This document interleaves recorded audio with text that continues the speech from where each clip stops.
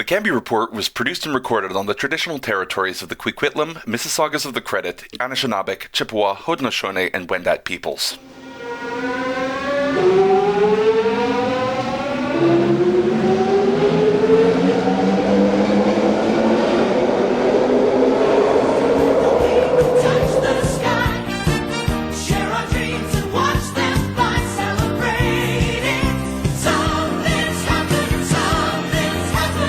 It's July 7th, 2023, and there are 1,198 days left until the Vancouver municipal elections. This is the Canby Report. I'm Matthew Naylor. And I'm Ian Bushfield. Happy summer. Happy summer. It's been a little while. Nothing's been going on, right? I haven't missed anything. Oh, wait, Surrey! Holy shit! We'll get to that in a moment. And, of course, all the interesting municipal news from across the region, and for a brief indulgence to my current exile, Toronto. But first, let us beg you for money. Patreon.com/Canby Report is your source for citizen journalism. Yes, we're going to do a lot more shows through the summer because we didn't in June, and we're overdue. Stuff happens in the summer, right? It's a very busy political time. Patreon.com/Canby Report. Yes, Patreon.com/Canby Report. Well, for those eagle-eared viewers who have been paying close attention to the territorial acknowledgement, I have been living in Toronto for the last little while, and it's like one of the deeper suburbs of Metro Van, I would say. Yes. I feel like the Toronto boosters would just go apeshit at that. It's so obviously absurd. It's funny. I love it. So, Toronto has had a little bit of news after a mayor resigned for philandering and not completely neglecting city services, which in my mind is the actual resignable offense. Toronto had a by-election for mayor, and everyone ran. Everyone ran. And a dog. The ballot was almost as long as Vancouver's, but only one office was being voted on. I was asked my religion when I voted, even though the Catholic or public school boards were not up for a vote for some reason. And then Olivia Chow won. Yeah, she took a fairly handy victory. It wasn't a majority, but it was just under 40%, which feels like definitive compared to the results of like Surrey or Vancouver last time. And she had a clear gap between her and the runners-up. It was quite a bit closer than expected, however. She had been polling well ahead of any challengers, most notably Mark Saunders and Anna Bailão. Anna Bailão, however, received John Tory's endorsement in the closing days of the campaign, and she had been serving as his deputy mayor, and now she kind of skyrocketed in the polls since then. However, it was not enough to stop Olivia Chow from taking the mayoralty. She will be taking office on July 12th. Yeah, I'm looking at a story from a couple weeks ago. She actually pushed for that to be moved up because she is super keen to get on housing, which is just as much of an issue out there as it is over here. Oh, yes, it is. There are many problems in the Yellow Belt and such and such. But that is not the major issue plaguing the city of Surrey. That would be incompetent leadership. But really, folks, I'm not here at all. Surrey policing is, of course, the issue on everybody's mind. There was a showdown in mid-June that made actual national news with a live Mike Farnworth press conference announcing what was going to be happening with the city of Surrey. And I'm sure everyone, like, Brenda Locke must have found out about this at the same time because she refused to sign the NDA to read the provincial analysis of policing in Surrey. Yeah, that's kind of where we had left off when we last recorded like 6 weeks ago, that Surrey was told by the province to make a decision and to use the report they had prepared from the province that said, it seems like Surrey policing's the best option for you, and here's a chunk of cash to make sure it doesn't cost you money to do that switch. Nudge, nudge. Locke was stubborn and refused to make any accommodations or concessions there. She refused to even read the report, and then they were going ahead with their own meeting on their own city's report defending the RCMP choice, and Mike Farnworth said, I want to see a copy of that, And they said, no, we're going to hold our meeting and vote on it before that. And Mike Farnworth comes on like the 18th or the morning of the 19th saying, I need to see this report by 1 p.m., quote, or I will be forced to make a determination about what is necessary for safe and effective policing without it. Brenda Locke comes on at 12:15 and has the most bananas press conference I think we've seen from her yet. She accused the province of, quote, actually declaring war on the city of Surrey. She called Mike Farnworth defending. Yeah, actually. Yeah. The tanks have rolled in. Surrey is under occupation. You've missed that from out east. Mike Farnworth is a bully. And my favorite quote from the whole thing is she said, I've worked in politics for a long time. I've worked in the liquor industry for a long time. I have never, ever used the gender card. But in this case, I absolutely think there is misogyny going on. No doubt in my mind. I mean, truly insane stuff. Like, I've heard some things about Mike Farnworth that says he isn't, like, the nicest guy to work with. But, like, this is... I have no doubt that he has been a professional and, you know, about as professional as you can be when dealing with this nonsense. Brenda Locke continued to say that the province isn't signing any NDAs, so they can't send their report, which is not how this works. True. The province got the report later that afternoon, I think, at like 1:45, just despite their deadline, and then they followed up, and I guess they're still reviewing it because nothing has really progressed since mid-June. No. However, Locke continues to maintain support for the RCMP, saying the Surrey Police Service can't guarantee the city's safety, even though the Surrey Police Service has, during its time in charge of the city's safety, has seen a drop in crime rates, which, of course, doesn't really have a ton to do with policing all the time. Like, policing is necessary, but broader economic circumstances are pretty much the driving factor in whether crime happens. So, the National Police Federation is also keeping up its campaign to remain in Surrey. They have spent $6,500 in Facebook ads in the past week and $20,000 in the past month. Not all of that is targeted at BC, to be clear. That's nationwide. Some of that is also at Alberta, where the RCMP are under scrutiny from the Conservatives there who want to set up their own police force, possibly. Although Danielle Smith explicitly didn't campaign on that, although she didn't campaign against it either. It's just something she used to talk about and then shut up during the election about. So the RCMP aren't being well viewed by many corners of this country for deserved reasons. Yeah, it's almost like they should concern themselves with being a well-managed federal police force and maybe just do that instead of being this weird contract provider for policing services. Yeah, the whole situation in Surrey has just been chaotic. Like, I think the most wild thing here about this specific part of the showdown, but more broadly, is just like how much of this is happening in public. Like, there were multiple press releases from the Solicitor General's office just like slamming Surrey for this. And usually that doesn't happen. Yeah, it's unusual for BC. It's unusual in general. This isn't how politics is normally run. Like, leaving aside what's happening in public, in private, however, Locke is meeting with the RCMP very regularly, more than a dozen times from October 16th to May 10th. The first meeting occurring only 12 days after she was elected and before she was sworn in. During that same period of time, she's had no meetings with the Surrey Police Service. Yeah, this is a story in the Globe and Mail from Francis Beulah, who did a nice FOI for the mayor's calendar.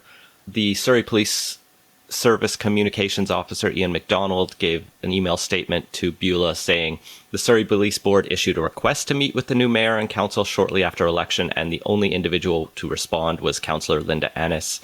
The chief invited the mayor to meet directly via telephone conversations and through city management staff on several occasions, but most did not take place. Police board was where they encountered each other the most, usually through a fixed agenda. It also goes on to point out that there was like one time that she did meet with the SPS board executive director, and that seemed to be just to review a meeting agenda in advance. So like the most necessary bit. And stuff, yeah. Yeah, and there was one actual other incident described right at the end of the Globe and Mail, where it says, Brian Burrig of the Surrey Police Union said he and another union member were at a community event on November 5th at a Gurdwara, where the mayor also attended. This is noted in our calendar. Ms. Locke was with a senior RCMP officer, and when the two union members approached her to congratulate her on her win, two more RCMP officers came up quickly and, quote, whisked her away before they could exchange more than a few words. Quote, the majority of her slate did not wish to meet with us, which is just petty bullshit. Yeah, like, that is nonsense. Politics should be better than this. Like, you should meet with the police service. You should, like, it's part of your job as mayor. I don't know. It seems very shady to me. It seems very petty to me. It seems truly insane. It's like this RCMP and the National Police Federation have fully captured the mayor's office. And like they did pretty much put her in through their campaigning and third-party spending in Surrey. And this was like her signature issue. And, you know, she wanted resounding 29% of the vote. Yeah. It, like, say what you will about Doug McCallum, but... Who got 28%. Who got 28% of the vote. I was about to say he got 28% of the vote. That's it. That's it. Even amidst the massive cloud of controversy that he had stirred up for apparently not, provable reasons, I guess. Lol. Everyone in Surrey is bad, I guess. What's happening here? Like, everyone in Surrey politics is, like, just truly insane. Well, let's stay on Surrey for one more second. And we talked about a conflict of interest allegation against one of Locke's allies on council, Councillor Rob Stutt. Stutt has a family in policing. His son was previously employed with Surrey RCMP, and I believe he had another RCMP member in his family as well. This subjected him to a conflict of interest complaint based on a November vote where he decided that he would keep the RCMP because it seems like he was trying to benefit his family, goes the allegation. Well, the city's ethics commissioner has ruled that this does not violate the community charter's meaning of conflict of interest because he does not have a direct or indirect pecuniary interest, because unlike Ontario, BC's community charter does not deem pecuniary interests of family members to also be those of the council member. In other words, it's not a direct enough link between him, his money, and his vote.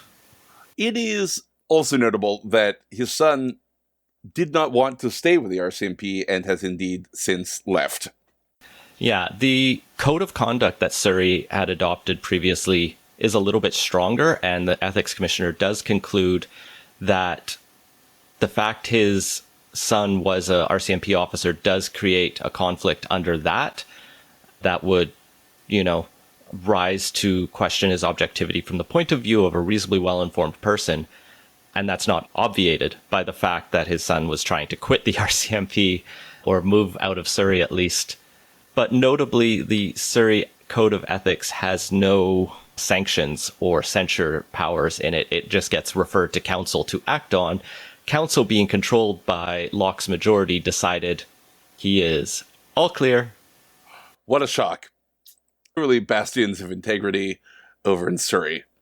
Speaking of integrity, Mark Marison has gotten himself in a little bit of hot water along with the entire Progress Vancouver slate.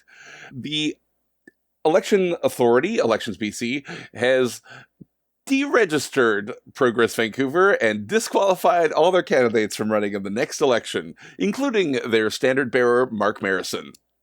I mean, I feel worst for Jonah Gonzalez, the Metro Vancouver Regional District candidate, and we'll come back to that position in a minute.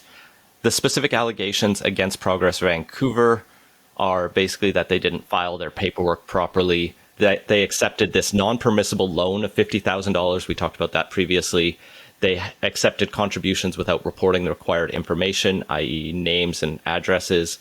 They accepted a prohibited contribution from outside BC, and they accepted contributions that exceeded the campaign limit. Mark Marison, for his part, disputes all of this in a statement. He said they had disclosed this, which doesn't make it legal. No. And he says the party was incorrectly advised by legal counsel in early January 2022 that there was no jurisdictional limitation on many of these things for funding day-to-day administration. And they basically just missed that the rules changed, which is pretty strong indictment on the advice they received. Matthew, does receiving bad advice fix things? I mean, sometimes actually, yes.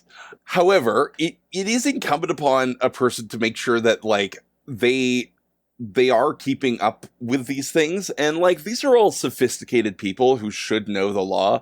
It doesn't politically excuse things in my mind, but then again, whomst among us has not accidentally run afoul of Elections BC and been disqualified from running in the subsequent municipal election? What happened in 2008 or 2009?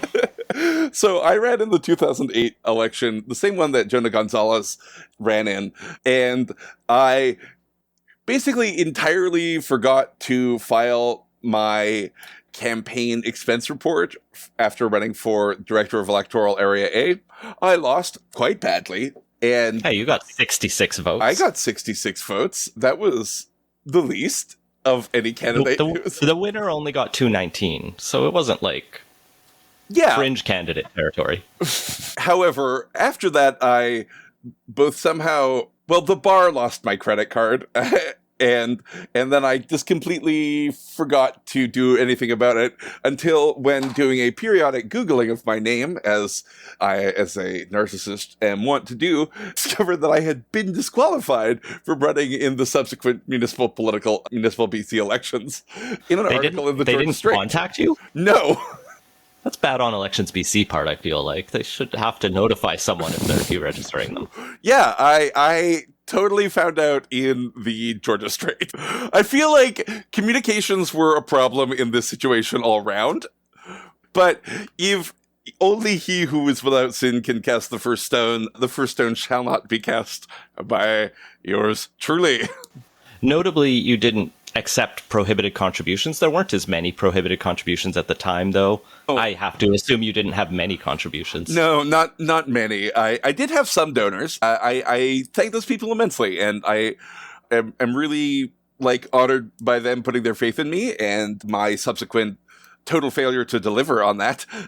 But I did not report any of that, and so was disqualified. However, none of my donations accepted were from people from outside BC. They were all personal donations, and they were all under the limit. So there you go. Well, we're discussing commissioner reviews and ethics in politics. Let's talk about the City of Vancouver's Integrity Commissioner's latest review on whether an unnamed councillor, who is a man and not Pete Fry, so probably one of the ABC councillors, blocking people on Twitter is an affront to democracy. I mean, by process of elimination. In a charming article in Vancouver is Awesome, in which the 4 ABC councillors are pictured trying to recreate the Abbey Road picture in the parking lot of Vancouver City Hall, it seems. Good job, Mike Howell, on getting them to do that. Yes, so much less cool, though. Oh yeah, it's so the composition of the pictures are similar, but the coolness factor is so hilariously different. At any rate, they have apparently been blocking people on Twitter from communicating with them. Why they have been doing this is, well, I don't know. People take a lot of abuse on Twitter. I'm kind of on two minds on this. Yeah, so the complainant based their argument on kind of two quasi-precedents. Number one was the prominent United States Court of Appeals for the Second Circuit ruling that found that Donald Trump as president shouldn't be blocking people because he was using his Twitter account as a public official, and therefore blocking people infringed people's freedom of expression and free speech rights because they couldn't yell at him. He would be free to mute people, but blocking people prevented them from being able to express their anger at the government. The complainant basically said, yeah, sure, we don't live in the USA, but the freedom of expression rights under Section 2B are similar enough that this feels relevant. And there was a case in Ontario where the mayor had been blocking people, and people complained and tried to bring a lawsuit forward, and eventually it was settled out of court, and the mayor just agreed to unblock the people. These weren't like trolls. This was Emily Tamman, a prominent lawyer and progressive activist out there. Yeah. It was basically just criticism. She doesn't tend to yell at people on Twitter that I have seen, but maybe I wasn't in the mayor's shoes. And the other case was in Peterborough, Ontario, where Mayor Diane Theron was tweeting shit about Maxime Bernier, and I forget, one of the others found that that was fine because her tweets were personal. And that's where the integrity commissioner here in Vancouver went down, is that these individual councillors are far more individuals and personal uses of Twitter than the president of the United States using his Twitter as like the spokesvehicle for government.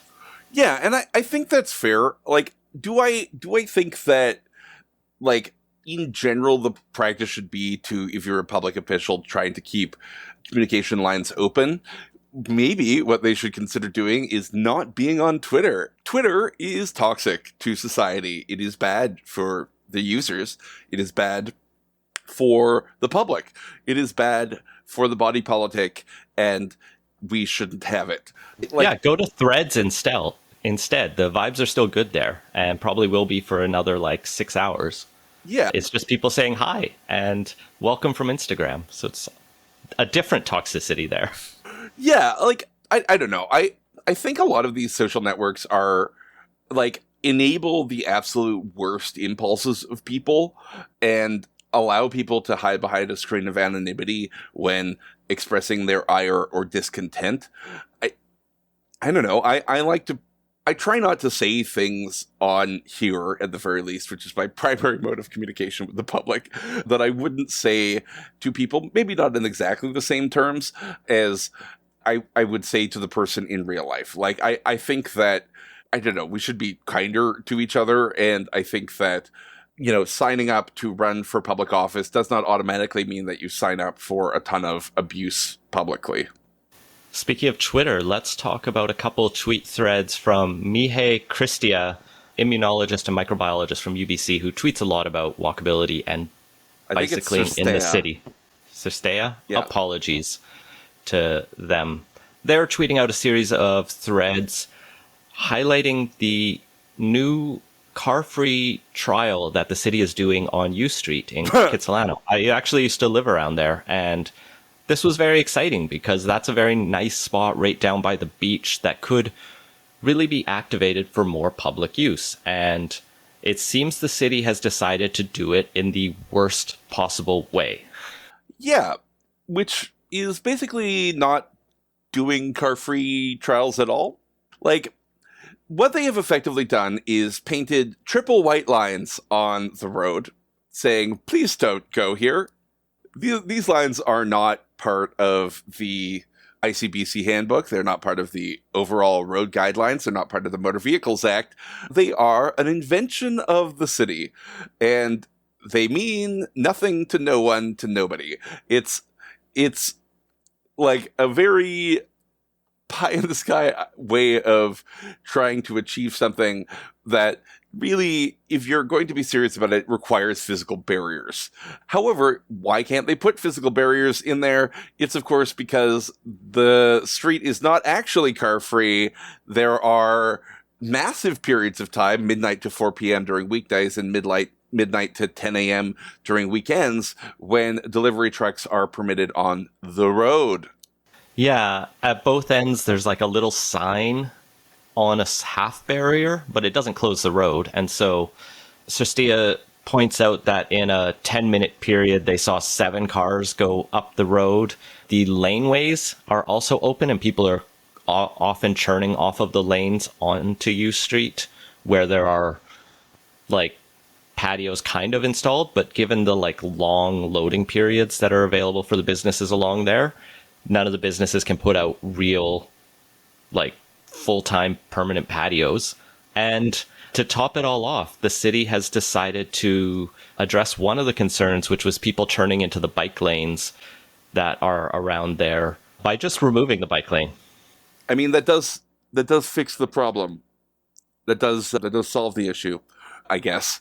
However, like, if you're gonna do a car-free space, plonk down a planner, make the businesses like adjust. If they're like there is going to be a period of adjustment as these businesses learn how to take deliveries differently. But if you're going to create a pedestrianized space, there is going to be either a requirement for a kind of like coded retractable bollard system, like that kind of locking, the kind of fold down locking bollard, or one that retracts directly into the street that only lets deliveries in and only during certain times. Also, the infrastructure for this space has not been built out sufficiently. It's still just a road. It doesn't have like the shade that is required for existing in the city, nor the rain barrier that is required for existing in the city. It kind of sucks. Listen, if you want something to fail, though, why would you do it good? Fair enough. Oh, I want to follow. I want to follow that complaint about the city with one from Bryn Davidson, our favorite tiny home manufacturer from Lanefab Homes, who has a tweet complaining about the city of Vancouver's permitting thing. I don't know which specific property he's complaining about here, but he is saying the city has told them their permit is almost ready to issue, but then they had to come back and say the city planted a tree in front of the property during the time of the permit review. So now Bryn has to spend time and money to revise their survey and arborist report to accommodate the tree that the city put in front of their property, well considering whether they had the proper permits in line. Like, at one hand of things, I actually say that living in a city right now that is very poorly run. Like, Vancouver is on top of things. Like, Vancouver plants a tree and then is like, I guess the development permit that's going in this place needs to be revised, and like fully anticipates and demands that revision. On the other hand, what the fuck, City of Vancouver? Like, we need more housing, we need more development. We probably don't need this kind of housing because it's probably a redevelopment of a single family home. But who knows? That's me jumping to conclusions, and so don't take that as gospel. However, like, it feels like there are more productive things for the planning department to do than be like an irate and useless version of the Lorax, speaking for the trees. Yeah, true enough. Speaking of permits, though, the Development Permit Board has approved 105 Kiefer Street. This is a project that has been a long time in coming and has kind of been a subject of substantial controversy over the years. Since it was first proposed 9 years ago. Mm-hmm. We can only hope that the redevelopment of the Safeway parking lot at Broadway and Commercial progresses with such speed and ease. Yeah, the current version of this came through with less opposition, but a lot of the community had, I think, finally come around and accepted this project, although notably at this point, the 25 social housing units that were included in the version that was rejected in 2017 have been axed, and there is now a building proposed that is exclusively market rate mixed-use housing. So, one thing that I think this is illustrative of is that gentrification is going to take place whether you build new housing or not. Like, gentrification of Chinatown is taking place. It is taking place by people moving in, buying up properties, renovating, that kind of thing. And if the only thing that is allowed to exist are the existing properties, it is those properties that will be gentrified. The development of new housing in an area, whether high value or not, it may raise property values, which, like, is it's been not a huge benefit to the people who are renters in the area, but for people who are homeowners in the area, it does boost the value of their properties. And it doesn't drive people out. The market forces are going to exist to drive people out of a place that is in the process of gentrification, whether or not new development occurs anyway. Yeah, I should note that there was multiple Chinatown groups that came on board for this, including Dr. Sun Yat-sen Classical Garden Society, the Chinese Cultural Center of Greater Vancouver, and the Vancouver Chinatown Business Improvement Association and Vancouver Chinatown Foundation. But it was not free from contention. The Vancouver Tenants Union was there with a vociferous opposition, and it was not simply just passed without many people speaking out over a series of meetings. But, at this point, it's like, I get there's Chinatown's unique in many ways in terms of housing, and just you want to be more careful about allowing development in that area to protect the cultural history. But they didn't do that when they rejected it in 2017. They took a project that fit what they said they wanted for that zone and said, we're just not going to allow this time. And the solution is to develop a policy and a zoning that makes sense for it. Yeah, there are ways to protect the architectural heritage, the cultural heritage, the communities of a place that are something other than complete bans on development. However, we do kind of have to work with the laws we have at the moment if we are going to put out the fucking fire, which is what the housing crisis is. This isn't going to be solved overnight, and people are being hurt by this every single day. Will this individually solve it? No, absolutely not. But save for electing people who really want a wholesale revision of housing policy, zoning policy, and how to develop along the entire city at this point. If we were to move towards a more Singapore style model, that we can still do Vancouverism within a Singapore style model, but that type of social housing development is has more dignity for residents. It is a huge amount of government-owned housing in Singapore, and it is something that I think we should be examining. However, getting two levels of government to approve that rather than being a unitary city-state, it's more difficult. Choo-choo! The train! Basically, another chapter in the disgraceful degradation of Canada's esteemed rail system. The Stanley Park miniature train is still closed. It was most recently closed in September 2022 when Technical Safety BC did a review of it and found significant safety issues and ordered an independent assessment by an engineer. Estimates presented before the park board say it would cost $360,000 to return this feature to rideable safety standards.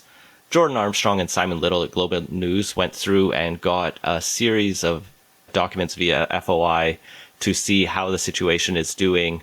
And it seems like it's been over a decade that they've been having maintenance issues. They had a dedicated maintenance person for more than 30 years. That ended in 2012 when the person retired, and they just merged it into the Fleet and Manufacturing Services department of the city that looks after all other vehicles. And I kind of understand that having the train guy seems more like a quaint job than a necessary position for the Parks Board, but apparently the city did not keep it up as well as they should have. This is one of those difficult things, because I feel like the importance of placemaking, the importance of creating a good and vibrant city, includes the maintenance of the little things, the little nice things that make a city unique and special. And a train through Stanley Park for kids and, Christmas enjoyers to go look at the lights is a special thing about Vancouver. And does that mean that you have to create this sort of semi-sinecure position for the train guy? Maybe. Am I concerned about budgets and city spending? Yes.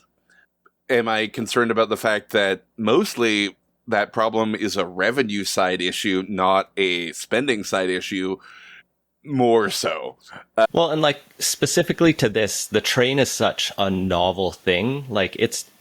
it's easy to fix the city's garbage trucks because it has lots of them and they are new and standardized. This train's extremely specialized. It sounds like when the train guy retired, there was no documentation on the train. He just had it all in his head. And so there was also that transition issue, which happens in many small organizations or where there's one thing, and no one knew what to do with this very unique piece of equipment that requires very unique parts and how to keep it maintained. And so the guy who knew how to keep it working should have been training someone, and then the city's department was understaffed for other reasons, and it fell by the wayside. And this is kind of the result of neglect, is things fall apart and you can't use them anymore. Yeah. Like, one of the things about sustainability is you have to ask what comes next. Like, how do you make sure that not only this is environmentally sustainable, but this is like sustainable in a broader sense? How is knowledge sustainable? How is expertise sustainable? How is the transition plan going to occur? Are you planning on retiring in the next 5 years? Like, if the Parks Board was on the ball, like, they should have been asking, are you planning on retiring in the next 5 years, to the person who ended up retiring? But they didn't. And that's an issue. Also an issue, the slide at their new park. Another rolling stock issue. This rolling stock, however, is a bunch of, it's basically, if you've ever been to like the package depot, the parcel depot, it's basically that, like a bunch of steel rollers in slide form, except instead of parcels, it's children. And one thing that you will note about those kind of things is that they are very loud. I mean, and when I say those things, I mean both children and rollers. Yeah, so this park at Smythe and Richards downtown, I'm not going to butcher the name because I forgot to look up the pronunciation beforehand. It was like a pinnacle of the city's park system. They did a good consultation on it. It was a big shining star of what they like have opened a new park in the last few years. That's all great. They worked with the host nations to get an indigenous name on it. And then like the park board within just over a year has decided to close a slide because people are grumpy. I mean, I kind of feel like they should have seen this coming. These things are loud.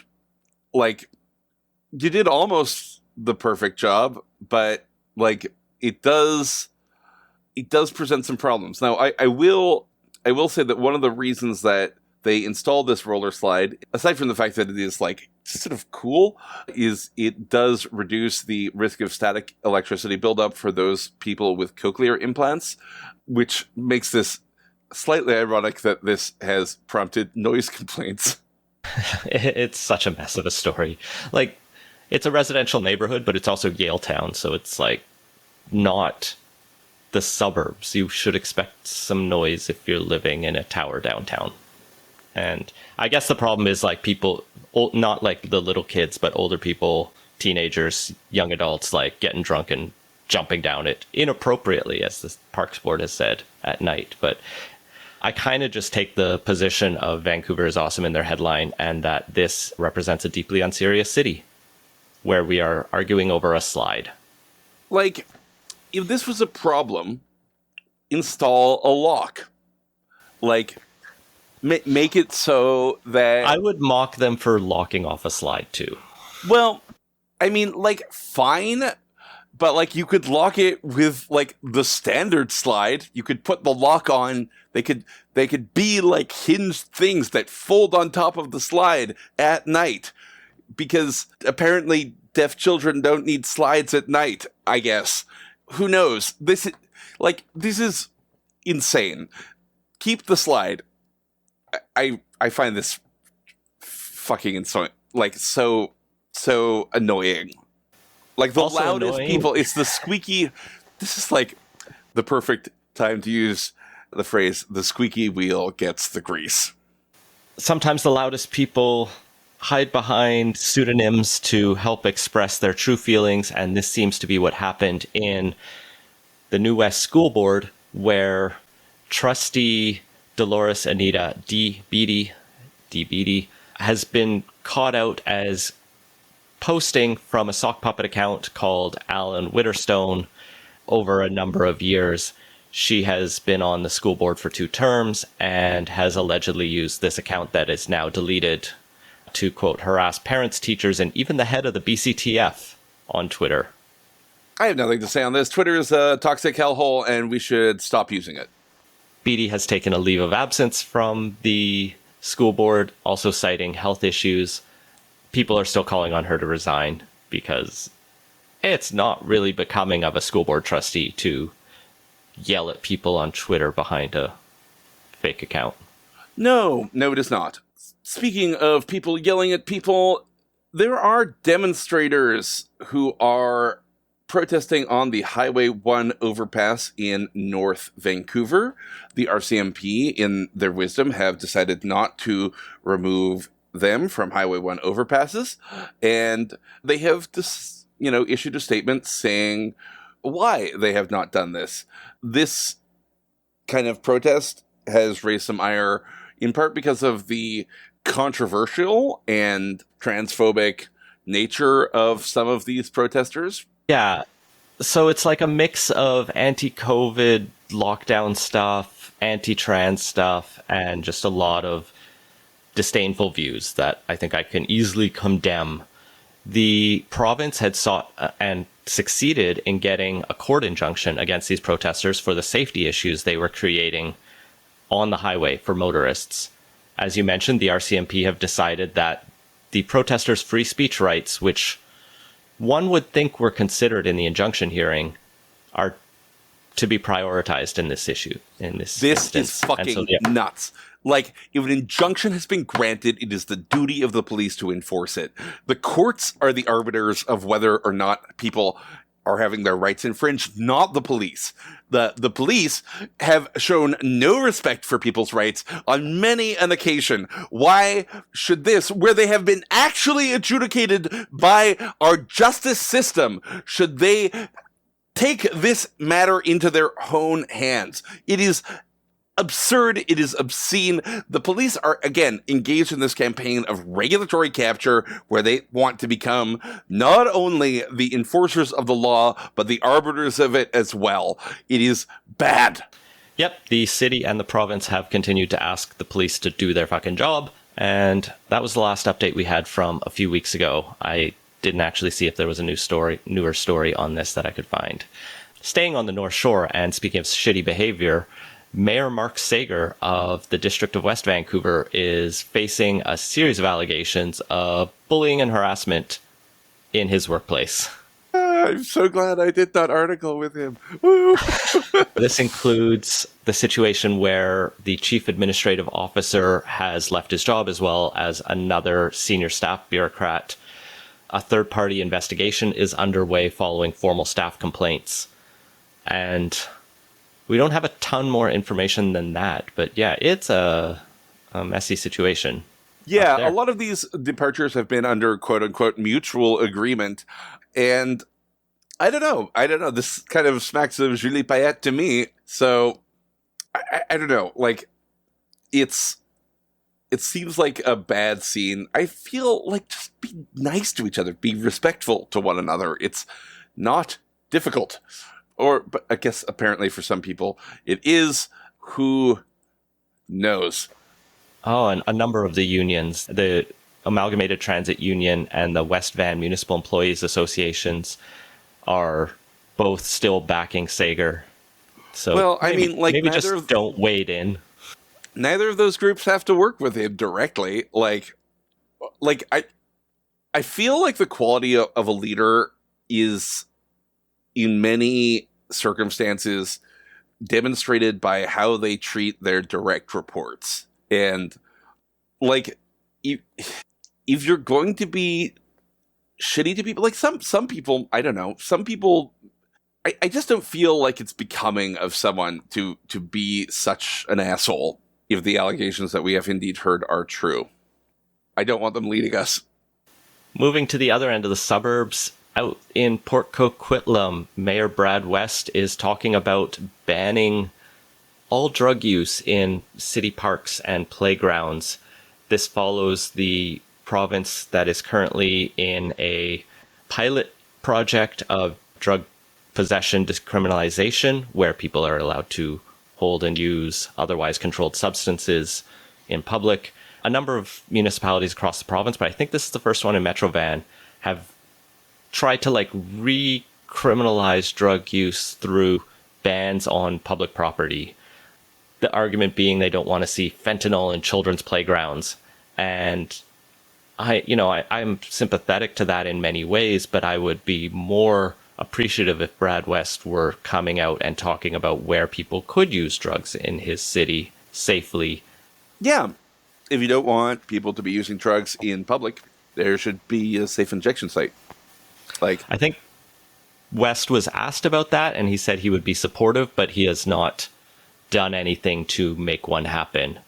I think pretending it's out of his hands, but I think a mayor who actually wanted a safe consumption site in their city could make one happen quite easily.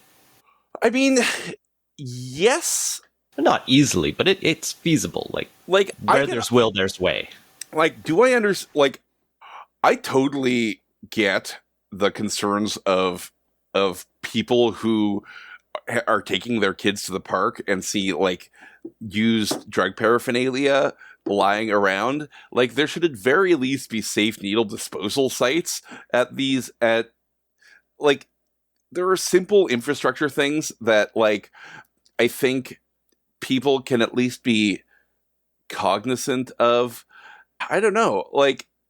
Why don't I feel like I'm descending into the sort of existential rabbit hole, but why aren't we respectful of each other? Why don't you put the drug paraphernalia in the garbage? Why don't you take it with you? Why do you want to ban people from public spaces? Why do you want to force people into areas where they could overdose? Be better to one another. Yeah, it's the thing. We know the war on drugs doesn't work, but this is just a renewed version of that. This is just saying, all right, we're going to give bylaw enforcement officers and the local RCMP the tools to continue to harass drug users. And the point of this pilot project is to ask, what if we make cops stop harassing drug users for a bit? Will fewer people die? I mean, probably yes. I think there are better ways to do it than just say completely hands off. There does need to be proactive solutions. I think the major reason that people use drugs in a kind of addictive manner is massive wealth inequality and a lack of opportunity to participate in society. But, who am I to say? I want to talk about one way that people can participate in society before we close off with our Vancouverata, and that's the drive-in movie theater. It was announced last month that the Twilight Drive-In out in the township of Langley had been given notice by their landlord that they will be forced to close after the 2024 season. The owners cite a 26% tax increase over the last 3 years, and they are not going to renew the lease of the drive-in. This has upsetted many fans of the drive-in. I've been there myself, and it is a quaint experience to be able to go and do that. And now the mayor of Langley and council have voted to explore ways to support the business and to see if they can keep it running. I dream of a day when the Langley Drive-In is something that you have to rent a car to go and visit to experience the quaint and toxic period of our history when we designed entire cities around cars. It'll just be like a movie theater, but instead of seats, it'll just be unmovable cars parked there, and you just take the bus to get there, and then you get in. Take the train or bus to get. People will do the same thing that they do for the races, except instead of dressing up in 1890s gear, they'll dress up in the sock hop and box social, ice cream social gear from the 50s. Those weird skirts with the dog's face on them. I am really curious from a procedural point of view what city staff are going to come back with, because how do you tell a private landlord, to keep a specific client or tenant? Like, are they going to like create a new zone that this specific piece of property can only be used for drive-ins? You don't have to keep the Twilight drive-in there, but you must keep a drive. Like, I'm just curious what tool they will come forward with. I mean, I think the tool is going to be a property tax waiver conditional on a contract being in place. Yeah, I can't really imagine another way to do it, and that certainly seems viable. Like, I think we don't make enough use of like public interest property tax waivers, and we should, because City might be limited under the permissive tax exemption rules, but maybe they can rezone it and force it that way. I guess they could also just expropriate the land and oh dear Lord, no, they create a city-run drive-in. No, don't do that. Like, the market, some quaint things are nice, but the market must eventually. Like, my museum dream is not as important as, like, not having, like, just sentiment and populism rule land use. Speaking of sentiment, keep it in. I have been living in Toronto, and I have asked people where to get a good slice of pizza here. And the answer is Vancouver. This is not a good city for pizza. Vancouver is a great city for pizza. It has its own unique pizza culture that I think Vancouverites don't really appreciate. Like, it's hard to find a place in Vancouver where you're not, at least north of 16th Avenue, where you're not more than like 10 minutes away from like one of Vancouver's unique pizza offerings. Like World Pizza, which I think is Vancouver's specialty, the sort of like experimental, like, we're going to put it on like Greek flatbread and put butter chicken on it. Like, thanks, Fresh Slice / Yummy Slice, apparently, because half the franchises got stolen. Like, that's a special thing about Vancouver, and I really miss it. Megabyte and Uncle Fatty's are incredible. I don't like pizza. Big shout out to Dan Fumano in the Vancouver Sun for his article, I think from January of this year, on the history. Extensive article, like, it's comprehensive. It's so long. Brief history of Vancouver through pizza. We'll have those. That's a lie. It's not brief. Yeah. He traces the first argument for the arrival of pizza in Vancouver to the Penthouse nightclub of all places. Vancouver having a notable historic Italian-Canadian community and an Italian immigrant community.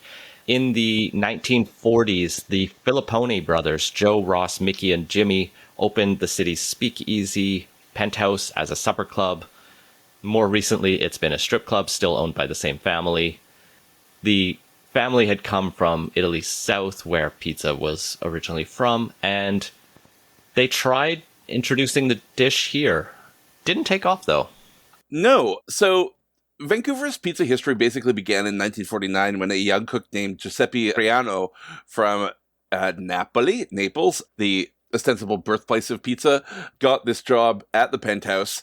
However, it was like not, it didn't really take off. However, eventually, and this is sort of like a kind of characteristic of pizza, the history of pizza in the Americas more generally, the kind of conversation between Italian immigrant communities and the broader populace as they adapted what is like a pretty simple formula, you know, meats, cheese, and vegetables on a flatbread that is circular most of the time, kind of evolved and metastasized in its own unique ways in different places. Indeed. Later on, another person, Tevi Smith, founded the Snackery. He was connected to the Filippones, and he ultimately he lived in San Francisco where he discovered pizza. He brought the dish back in the 1950s to the PNE and eventually opened the Snackery at 15th and Granville. He is from a poor Jewish family, and like in many ways, the story of pizza in Vancouver is the story of immigration. Yeah. I think this is one of the special things about Vancouver is because, like, Vancouver pizza is like unique because like well across Canada people from across the world come and they open their own restaurants.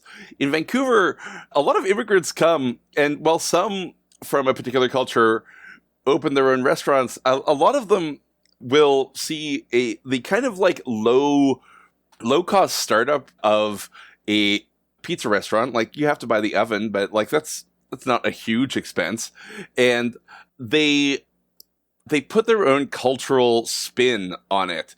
I think one of the best examples of this is Uncle Fatty's, which is a Turkish Canadian operation. Fatty Ilkin created his distinctive sesame seed crust that is like a unheard of anywhere in the world. I miss Uncle Fatty's. Like I wish that I used to have Uncle Fatty's like way too much, and it's something that like doesn't exist anywhere else in Canada. I mean, like Uncle Fatty's itself has admittedly expanded to Richmond and Calgary at this point, but it is a fully like grown Vancouver innovation that would not exist without the particular melting pot / pizza culture of Vancouver's nighttime drunks. Yeah, and the last thing that I think is worth bringing in here is just like the black market element of pizza in Vancouver. Oh, yes. Umanu traces the rising popularity of the 90s and early 2000s in direct connection with just like the widespread use of cannabis in the city, despite it still being at that time illegal to possess or to consume, because people would get high or drunk and go get pizza. And so suddenly you had competition between all of these different pizzerias downtown to get the cheapest slice. And we saw down to the 93-cent slice of pizza price wars. Now, getting prices that cheap is difficult. Vancouver Police Department Inspector Dave Jones alleges that there were a lot of challenges with shoplifters taking large blocks of cheese in their plants and then going to nearby pizzerias. The allegation being here that the pizza joints were only profitable because they were stealing cheese to give to the stoned customers. Just crime all around. It's the Vancouver story. One thing that I wanted to relate to the listenership of the Cambie Report is that there is a secret thing that you can order at some pizzerias owned by Indo-Canadian restaurateurs, including things like Supreme Pizza, apparently.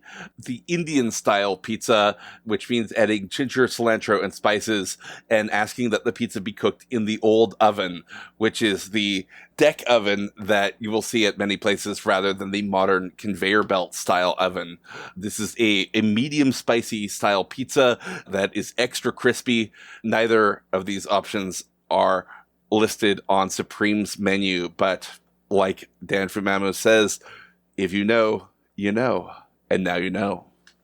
That makes it a wrap for this July 7th edition of the Cambie Report. For Legged Boot Media, I'm Matthew Naylor. And I'm Ian Bushfield.